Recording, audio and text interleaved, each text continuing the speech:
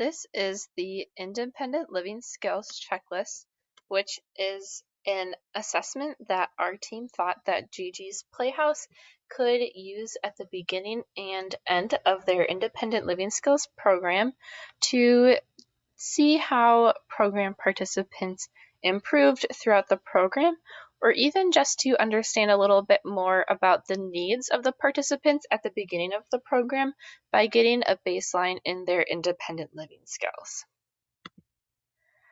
This assessment covers many areas. I'm just going to highlight the areas that relate specifically to the program that we've created, so not all of these sections are going to be relevant. Here I want to highlight the assessment key. So they have letters for their assessment key, but in order to collect and add data, it might be more beneficial for Gigi's to instead use numbers. So for example, independent would be a 1, and then you would just go down the list 2, 3, 4, 5, 6 in order to understand where participants are at. Also on this checklist, you'll see that it's used for schools, so they have different grade levels, and then you can put what grade level the participant achieved that skill. But for Gigi's, we kind of just want to understand where our participants are currently at, everything that they can do, and then everything they might have a challenge with. And so instead of using like these different grade levels, you can just use this first column and just ignore the preschool part of it and just put where they are with that skill currently for their baseline.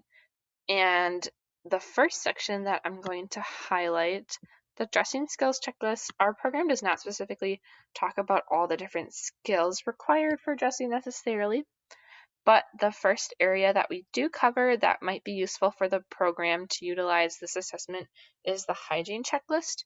So this checklist has a variety of areas that our program will be addressing regarding hygiene. So you can see all of these different items, and then you can just mark each item and say how independent the participant is on a scale from 1 to 6. The eating skills also don't apply to this program, so that section can be skipped. Next, we have the cooking skills, which will be addressed by this program. So again, you can see there are a variety of skills. And then in that first column, you can just put how independent the participant is.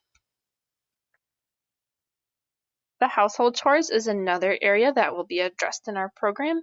So again, there's a variety of different household chores, safety, cleaning, tasks that can be assessed with that section.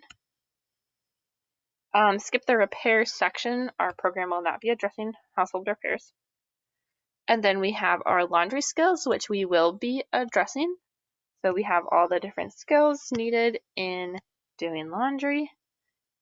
Organizational skills we're not specifically addressing. They might change with our program, but we're not going to be using that section.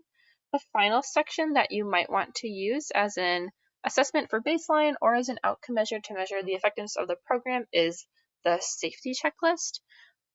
So here there's a variety of different safety information that you can put how independent the client is in being able to do these. And that is the last relevant section of the independent living skills checklist that you would need. And so this checklist can be filled out by someone that knows the participant. So it's not filled out by the participant themselves, but it can be filled out by a caregiver or a parent.